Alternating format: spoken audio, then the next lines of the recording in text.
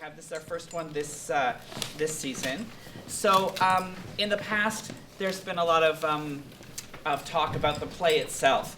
But in this particular instance, we decided we wanted to open it up a little bit. So we've brought in a few guests here, and each of them has an individual perspective on marriage and weddings and things like that. Comes from a different viewpoint, a different angle.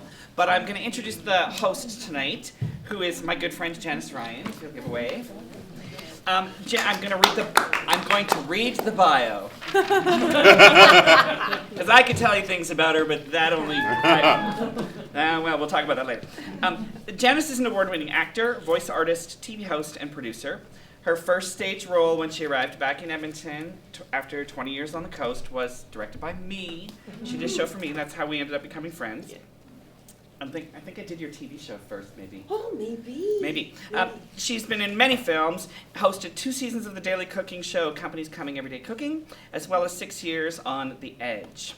She wrote a regular visual arts column and feature for the Edmonton Journal for several years, and she's the author of Amazing Animals. Besides the arts, Janice loves adrenaline-filled adventure travel, and she hikes and rides horses and climbs mountains and all that kind of stuff that I like to see pictures of. And she says, especially if it involves animals, she's got a huge interest in animals, which is fantastic, particularly pertaining to our final show of the season, Wish, which is about a gorilla. And there's a whole lot more, but just remember, gorillas.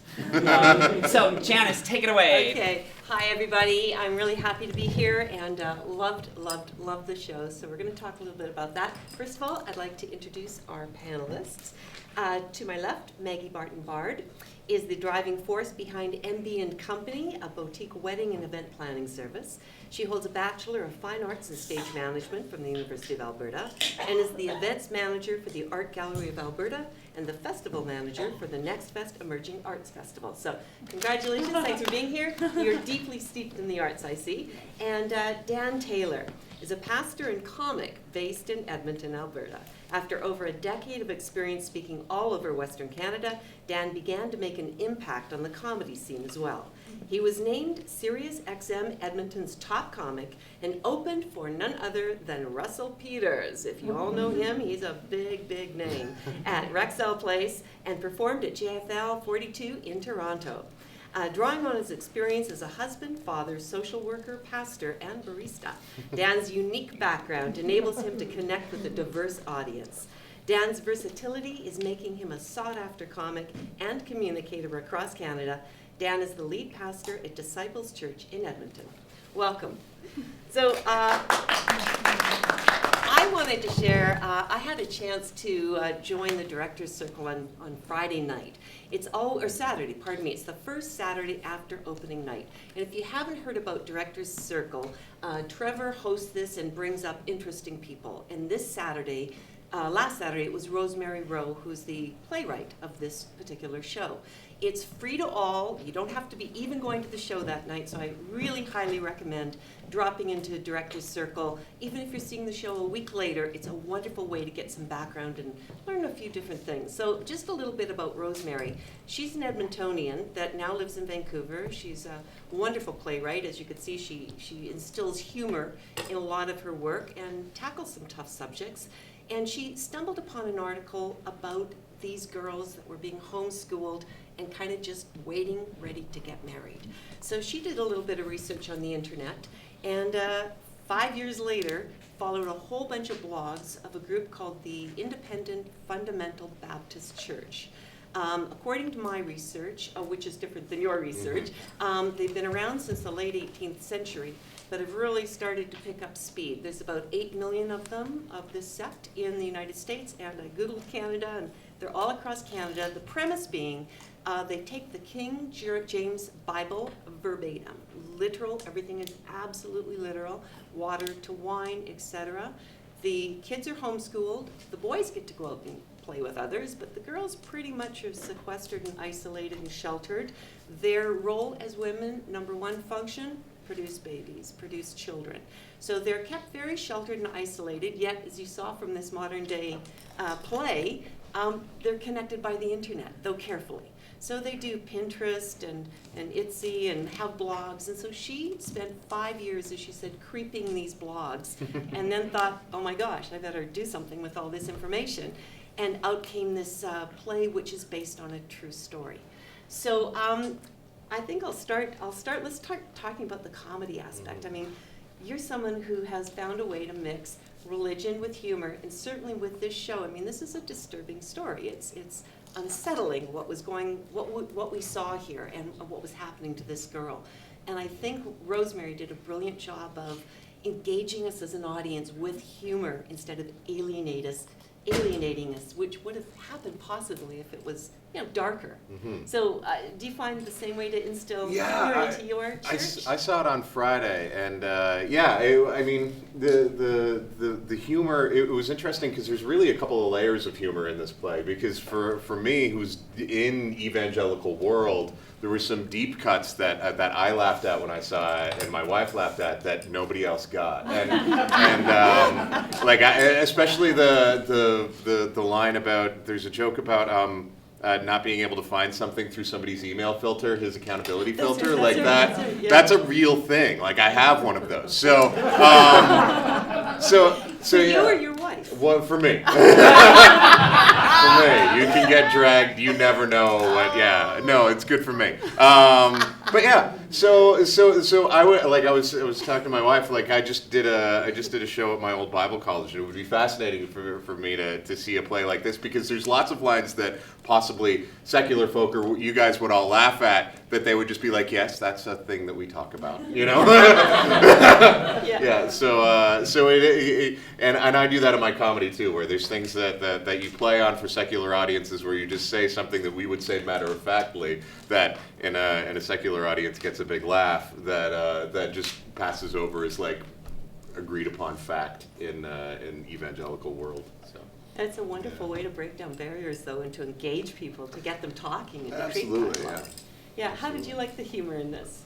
Me? Yeah. Oh, I'm like, oh, me?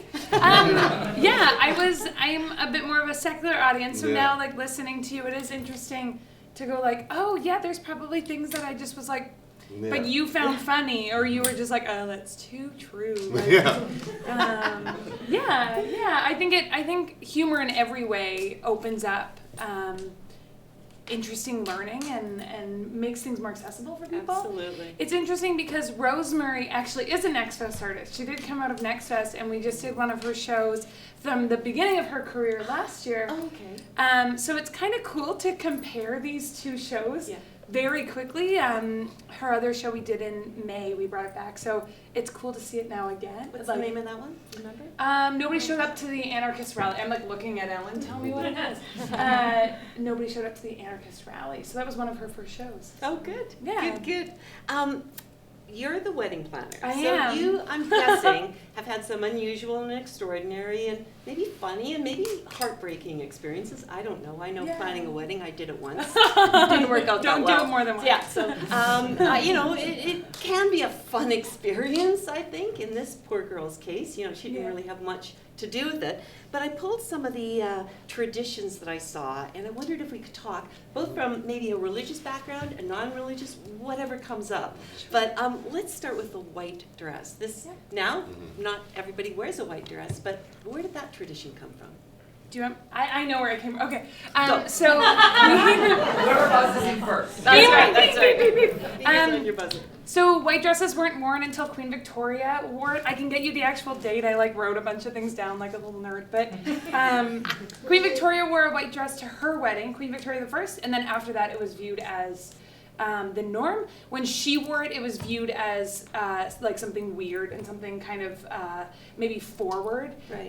And so a lot of people think it's a white dress because it represents virginity, but it's actually not. It's just that Queen Victoria wore it. Speaking of virginity, where did this come from? Because I'm just going to ask, can anybody think of any religion where it's expected that the man is a virgin? Christianity.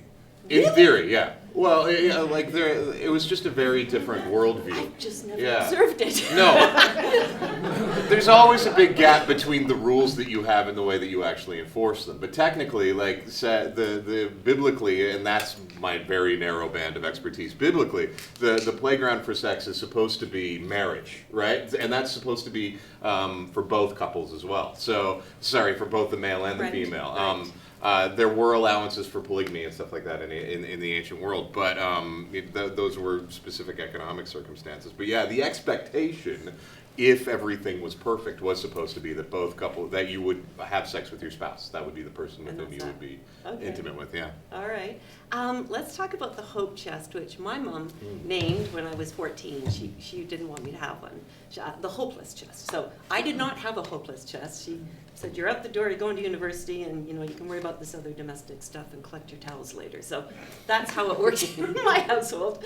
Talk about the hope chest.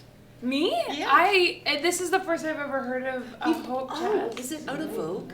Does anybody out there? Maybe I'm too young. You guys remember the hope chest? Like, this might be an age My older sister had one. thing. Well, yeah. No, I've met girls, not even that long ago, whose parents from the time they're 13, all presents, birthday and Christmas, are toasters, linens. Oh, and they're just no, like, my mom oh, was damn, like, give me no. a present, No, I was getting like, I got a label maker at 12 because I wanted one. Like I'm organized, but I never got like, if I got a toaster, my mom would be like, here's a dollar store one. Like, Yeah. yeah, Okay, so no, hope chest this is is new not- to me, That- but I mean, no, Not no. traditional, not religious either. No religious. Okay, what about the ring? the engagement ring? Yeah. That's a scam. Like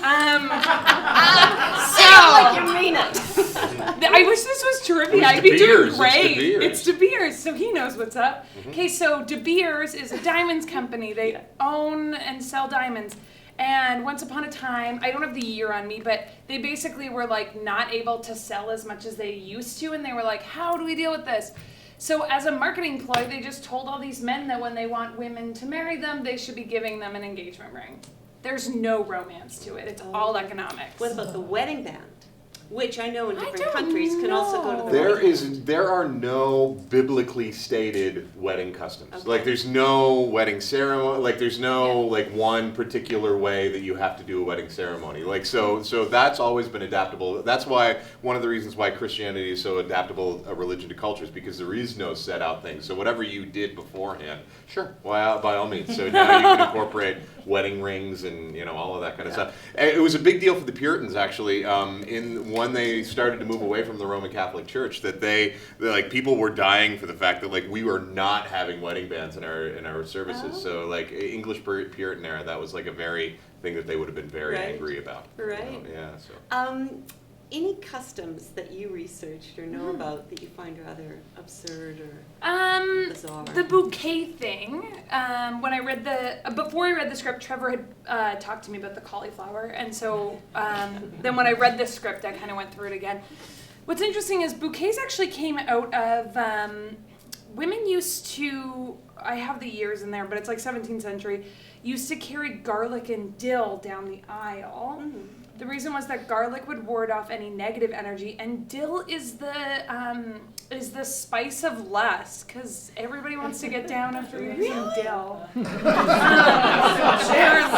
And here I thought it was oysters. Sorry. Well, you're I'm wrong. just gonna put that on my phone. I think your software. And so eventually what happened with bouquets was that people wanted things that smelt a bit better. I mean, I love garlic, but like there's nothing like walking down the aisle with a bunch of garlic. So they moved to like better smells, and then because that was floral in most cases, then it actually moved in a different direction towards more beautiful flowers and stuff. So Okay. that's the bouquet. And the kiss? The kiss I couldn't find anything on, and I looked on for a long time. Oh, The you kiss know. is actually a step down from the ancient tradition when immediately after the ceremony, the couple would go into a tent to That I know about. consummate the relationship. okay. And then, 3 minutes later, the reception would start.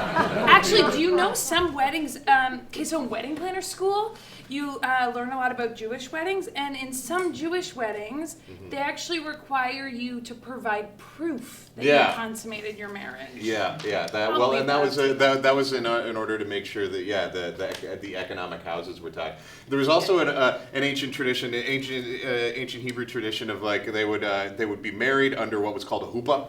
It would be like a thing that you would a curtain that they would hold, and that meant that this was only between the people who were under the huppah, which is actually a very useful metaphor when I'm doing premarital counseling with couples, because it's like if someone's mom or is way too involved in the relationship, then it's like, nah, there's too many people under the huppah. There's only room for I'm taking that one home. Yeah. I just saw a note that I did say the kiss is seen as the sealing of the contract, but I guess consummating it would be. Yeah, that was the next that. step. It just became more polite to do that. Yeah. Okay, everyone. I was reading about a Scottish tradition. Is anyone Scottish? I am. Are you? Okay, so have you heard, and apparently this still happens in parts of the country in little villages, where they douse the bride with just black gunk. They basically kind of tar her without using tar. I've never heard of that, but it doesn't surprise me. Scotch people cry. Why do they do that? Well, it didn't really explain it. Just said it's been a long tradition. I don't know. I think I'm gonna research all this stuff and then just like sell myself as a wedding theorist. Yeah, no, I started to read some pretty bizarre stuff and I stopped. I thought you'd be able to top it. But what did you guys think of the white sustenance? Yeah. Like, where did that, has anybody ever heard of that before? That she had to just consume white sustenance? Well, I think that this was an extreme situation, like the Really? situation that Marin had. No. I didn't take this in Bible college, so I think even if there were a situation where someone was waiting this length of time, because even and I found that to be so interesting that even Maranatha and the host family were like, okay, this is starting to get weird, Well, where yeah. you might do this for a day or two, but Yeah. let's the white sustenance was just seemed to be like this, like she had to maintain this dress, maintain the facade of complete purity all the time. Yeah. There is a line in Scripture about Christ presenting the church to God as his pure, spotless bride, and that's kind of like there is a line of like purity and cleanliness with that as well. That would make sense because from what I read, they do take the readings in scriptures extremely literally. Yeah. So how does the idea of commit and submit to God, Jesus, the Father, the husband, play in today's ideal of marriage? Like, is that still an important ideal within the church? It depends on your strand. Like my church we would be considered egalitarian. My church has female elders, women can be pastors. In a tradition like that, they take very seriously, especially two scriptures. One is from 1 Timothy 2, which says that women shouldn't have authority over men, but they should learn in full submission. The same verse also says that when you actually get to the word submit, it's wives submit to your husbands, husbands submit also to your wives. Mm-hmm. And there is what is interesting to the way I explain it, and perhaps which is perhaps a less literal translation, but is the idea is that in that line about submission, the very following line is, "Husbands, love your wives as Christ loved the church, giving up his life for her." So. What I interpret that as is placing a responsibility on the man that it's his job to seek out reconciliation. Not that the women are exempt from seeking out reconciliation, but if there's a problem that will not be solved, I always turn to the guy and say, like, look, this is your job to fix it, or to at least make efforts to fixing it. I think the reality of any marriage that I've ever seen or worked in or been in is that there has to be some sort of mutual submission, otherwise it's not going to work. Mm-hmm. And that's the kind of the ideal that I would take as a current clergy person. Within the context of this play, did you see any submission that was going to happen from the Pete that hadn't showed up yet? It didn't feel like it lent itself. It felt like a one-way trip for this girl. Well, and the age difference talks a lot too. Like she says how she grew up, but it's like you're 15 and he's 29, and you guys have been involved since you were 12. Yeah. And I was joking with Trevor. I was messaging Trevor the day I was doing research, and there's a state in the U.S. where it's still legal to get married at 12. And which state is that again? That's Massachusetts. Yeah. Wow. I was not accepting Massachusetts. Everybody thinks it's going to be Mississippi, but Yeah, it's totally. Yeah. Florida. Yeah, which is really like the age difference really is alarming to me, and is the. It's funny, I went into this play thinking I'm going to read it as a wedding planner, and I ended up reading it more as a feminist and just being like, what? What is going on here?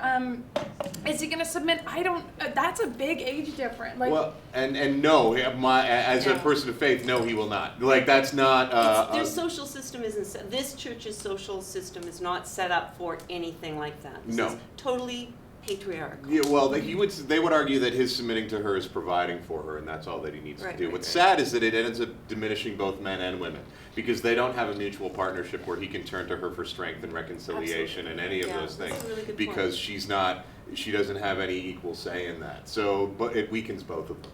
Yeah, really good point. I want to ask you, Dan, what do you see as the church's role in the institution of marriage now, or maybe has it changed in the last 100 years, and if so, how? Yeah, well, I mean, it's difficult. Because marriage became this weird combination of a spiritual covenant and a family agreement and a legal contract, and that kind of was this weird blend of church and state that is a bad thing for, like, church and state should be separate, especially for the church. Like, we're terrible when we get involved with the state, so please just stay away from us. But yeah, but marriage is all about oneness. It's about a whole bunch of different kinds of oneness. So you have family oneness and legal oneness and financial oneness and sexual oneness and emotional oneness and spiritual oneness, and all of those things kind of come together. And I do think that faith groups can provide a community and a guideline to make those work well, or we can put so much false pressure and bad teaching on that we make it impossible for that to work well. So it's a double-edged sword, unfortunately. Yeah. And Maggie, within your wedding planning, I mean, you must have seen those couples where it breaks down over the planning. Maybe the in-laws are getting involved, maybe money's a question, maybe she's dominating, maybe he's dominating. So, the whole process of getting married and creating the wedding can sometimes maybe be the demise. yeah, it's interesting because every wedding I always call it our wedding. Like, I'm like, the three of us are getting married. Like, I'm so involved and I see so much between the couples, and it's interesting. Every year on the anniversary of each couple that I've married, I send them a little note. Sometimes I'll post a picture of their wedding on Facebook.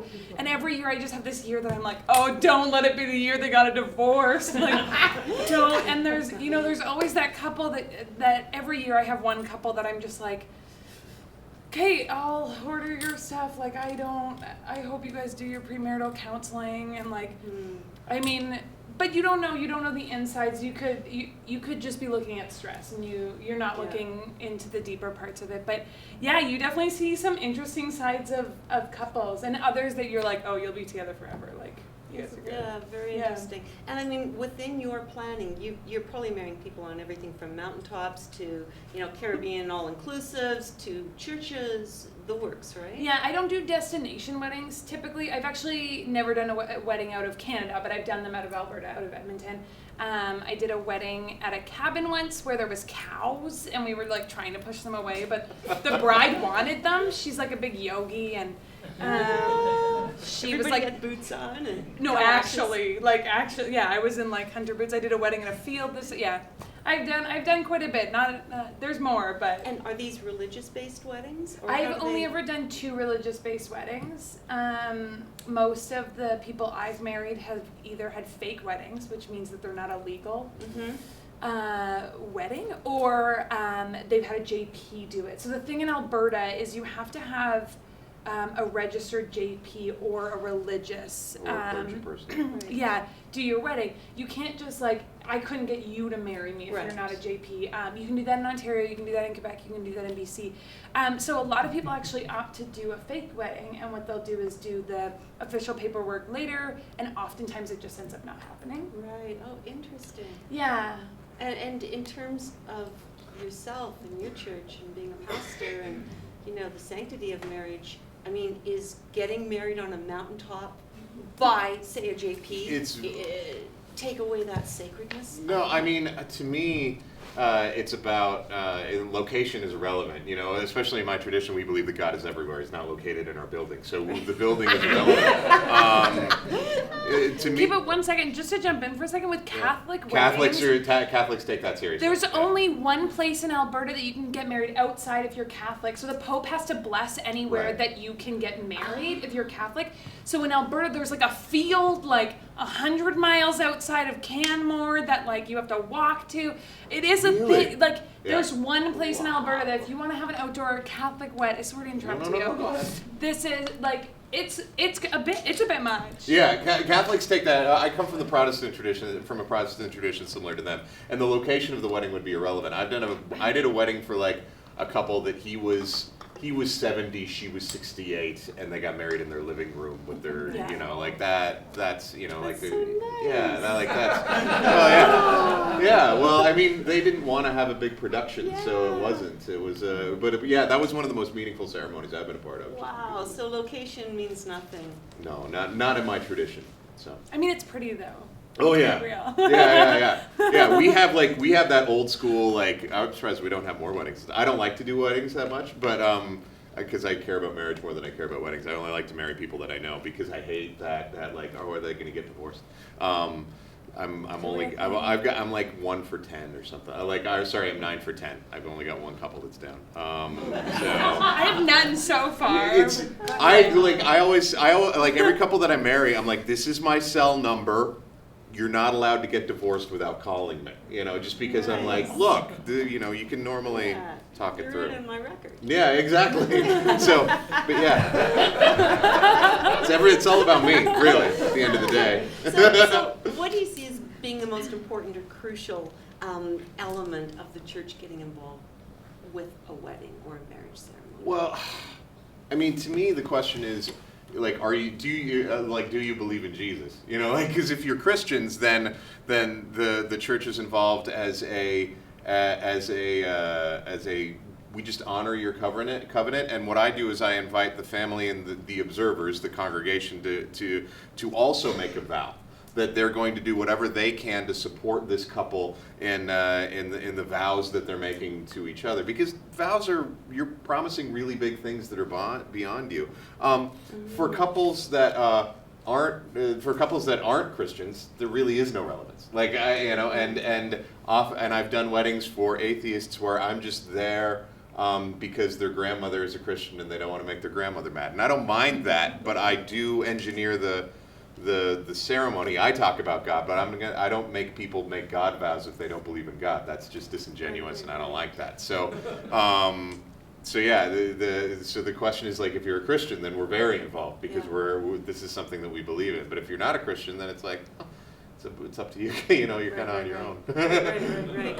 One thing I really loved about this play was how Rosemary built in those question marks, those moments where you could see she's grappling with interpretation.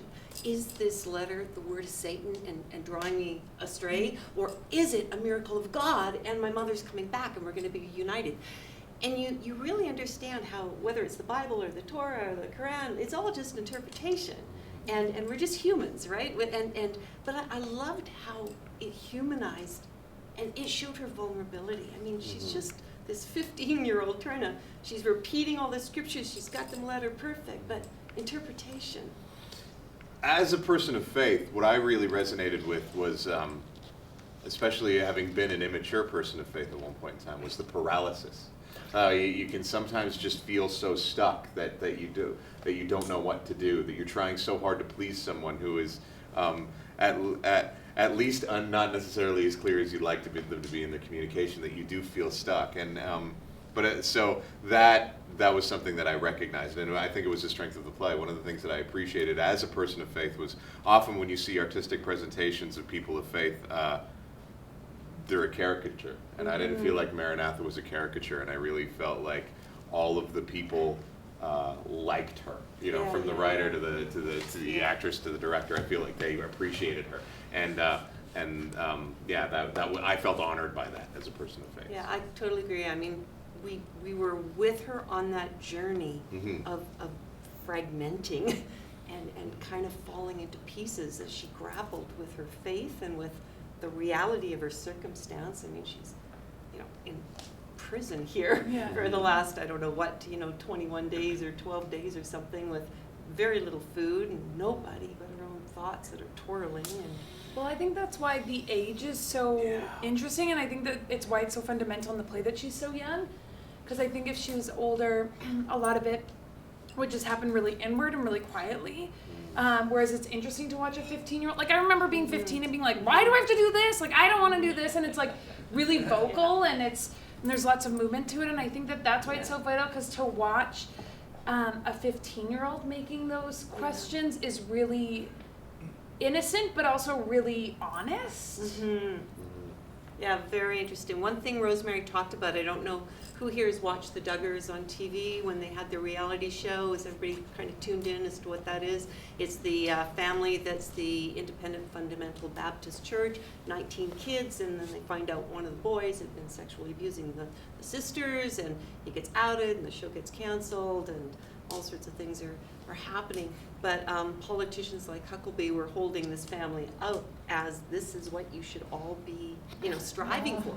These are the values, this is the people, and again, all the girls were homeschooled, they were kept inside, they were couldn't sheltered. show their above their knees. Yeah, you dress sort of like a didn't cut your Quaker, hair. very much like this, right? Everything's literal. You work on your domestic skills. Really, the idea of self is, as it was here, is shunned, is Satanized almost, right? And ideology, my God, I saw the play Saturday, I went home and went, oh my God, I idolize everything. I might even idolize my bracelet. I mean, I was like, yeah, there's Swarovski crystals, and I just bought it, I love it. I was like, out of my mind, I was like, I love my little car, the lid comes down. I was like, but I just found it such an intensely interesting play, and it played with me like as good television shows do, or good movies, or good books, just keeps coming back, and I just think that's quite marvelous. Are there any questions in the audience for any of us? Your lips are moving.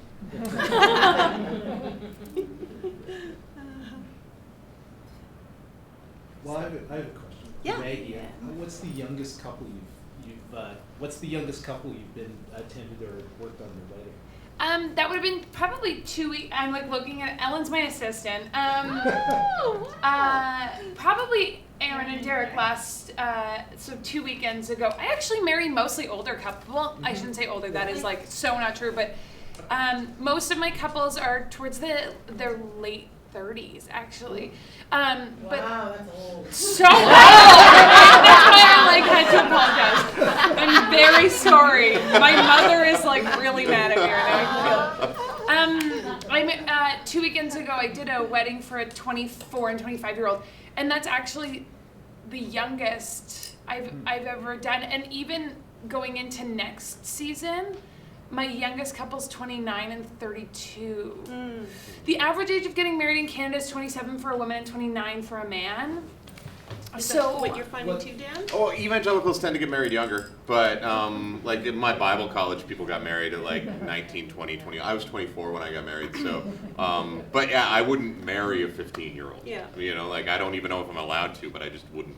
In Canada, you're not at 16. Yeah, 16. Yeah, Even 16. You gotta be 18. I'd be like, I don't know if this is a good idea, but yeah. Certainly. It was fascinating, though, how Mariantha was so all over the internet. Well, within her limited account software. But, talking about it's Eve and just having that little bit of money's kind of nice. Like, he could see her falling into, I don't know, what she must have observed occasionally other people enjoying.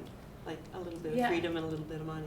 It's interesting to also look at her life and what her dreams are at least I saw the play as current day. And that's what it is, Just Etsy Market, Pinterest, it's all modern. And it's interesting to go well, you're younger than me, but we grew up in similar societies, and my goals and aspirations are like one end of this, like we're left and right. Like we are totally opposite in terms of growing up. I mean, the idea of having children is nice, the idea of being married is nice, but like that wasn't the only goal growing up. And like you say, like the toaster. That's why my and mom the didn't let me have a towels. hope chest. She went, forget it. Like, you got some other stuff to do here. Yeah. So it's just interesting to go like, oh, there's people living, and this isn't that far-fetched. Like, there's people living now where like, that is the goal, to be married by 15. You're still going through puberty in your. It's very true. Yeah. I mean, I went to high school,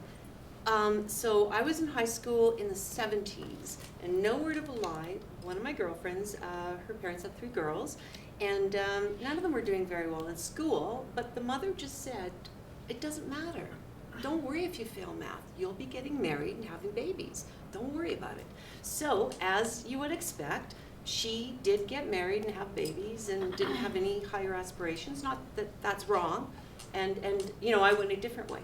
But it was a very interesting thing to see how her mom coached her. And my mom was like, you can be anything, you know? You can be an astronaut or a marine biologist, or you can do whatever. She just told me I could do whatever I wanted every day of my life. And I think there's no issue in like, if you want your life to be married and to look after children at home. I don't think there's any problem with that. What I think there's an issue with is when that's forced upon somebody, when you don't have the option of that to be what you want. I have lots of friends who like want to be married and want to have kids so badly, but that's really true to who they are. Right. And when it's just forced upon you, that's where it's problematic. Yeah, very different. I mean, you know, when you don't expose your kids to other academic opportunities or classes, courses, ballet, music, anything, then they really just take on the domestic role. I mean, and my mom was a stay-at-home mom, and I totally valued that. I was so lucky having a stay-at-home mom. I had hot food and someone helping me with my homework, and if I got sent home sick, somebody was at home, so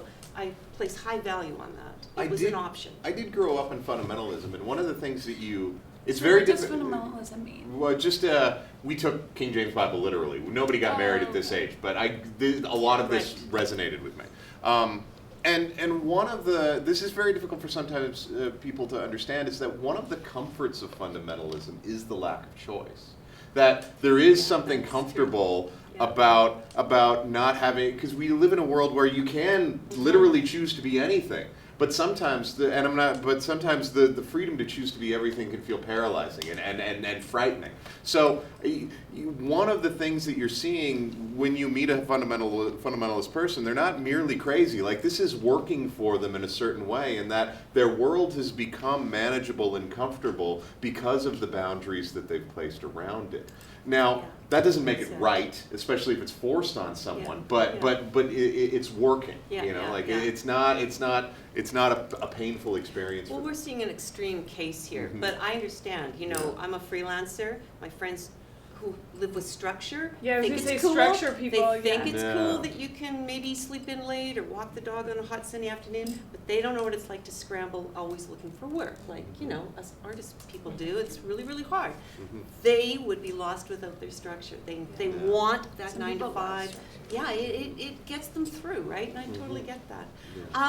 So question to the audience. Show of hands. So who thinks Maranatha jumps out the window? Interesting question. I mean, For once. I think so. Yeah, okay, so you know, I think we're a 50-50 split. I mean, I'm thinking she's jumping. But I think someone brought up the point. Do we really think she does it, or do we just hope she does it? Yeah. I hope she does it, but I don't think she does. Yeah. You know, I think she does. I do too. The way she was specific, bus ticket. And also she was bending into the idea, this is God bringing my mother back to me. She had fallen so down the rabbit hole. She was tired, she was hungry, she's probably dehydrated. Like, this was the way I think she tumbled out that window. I had a moment, because today was the first time I saw the show, but I've read the script, and so I knew how it was going to end. And I had a moment when she walked over here with the dress, and I, in my head, was like, screw you, Trevor, don't do that. And then when she pulled out out the credit card and was holding the dress, I was like, okay, we can still be friends. I know. I was like, Like I just didn't want an answer. Like I was like, if this show ends with an answer, no, I'm gonna be it was livid. good. It like, was good yeah. just the way it ended. Something that I thought was interesting when we were in rehearsals is Trevor actually contacted the playwright Rosemary to clarify that the suitcase falls out the window when the door knock happens, not on the floor inside. Yeah, he Is just that a said big she drops the difference? suitcase, and I had to phone Rose and say, I need to know if she drops it inside the room or outside the room, because that will make a huge difference. Yeah, Yeah. and she said outside. She said outside. Don't you think that would be an And I said, important you need to note? write that, you need to I write know, that, so she did. because that would have completely maybe switched how I thought things were gonna go. Yeah. I imagine Like- The escape is gone. If it's out the window, she either has to follow it out the window or she's never going to get out the window. Yeah, and plus that, she'd have to explain to her headship why her suitcase is out the window, which I'm Yeah. not thinking was gonna be pleasant. Can I help out here? Just because there's one word in the play that evangelicals use. It's not your fault, but it's the word helpmeet. And helpmeet is possibly the worst translation of that word from the original Hebrew ever. The word the word construct in Hebrew is ezer ko neged, which is a word construct which just means like opposite. And it's only used like 3 or 4 times in the Bible, and every other context so that is the word that's used when it describes man and woman. But the only other times it's used in the Old Testament is in the context of military reinforcements. So when that, some of your marriages make more sense now. So I mean, if we want to talk about submission and headship and partnership, like that makes much more sense. Like that provides us a very different context than a helper suitable or a helpmeet. Like that, like when I heard that word, I was like, because I get frustrated. You can get frustrated at this play as a feminist. You can get frustrated as a secular person, but you can also get frustrated as a pastor, where it's like you've had bad teaching your entire life. Like this is shitty hermeneutics, for lack of a sorry if I'm. Yeah, so. Yeah, very interesting. Anything else from the audience before So when we? you said help, I thought she was either saying helpmate, Yeah. or then I was thinking, is it actually M-E-A-T? Yeah, I didn't Yeah. get it And that either. would be really bad. M-E-E-T. It's it's from the 1611 King James translation. So yeah, that was. Oh, it's terrible. It's terrible. Very religious side. Bible nerd? Okay, Yeah. yeah. Yeah, it's helpmeet. Yeah, is the 1611 translation. So. Anybody else? Well, I'd like to find out where Trevor found an actor who could play this role. Well, she's right here beside me, and I found her in Calgary, and she's an astounding young lady to work with. Yeah. She's a mother, she's a wife, she's a burlesque star, and this is another aspect of what she does and does so exceptionally well. She's just been an absolute joy to have. Yeah, a complete.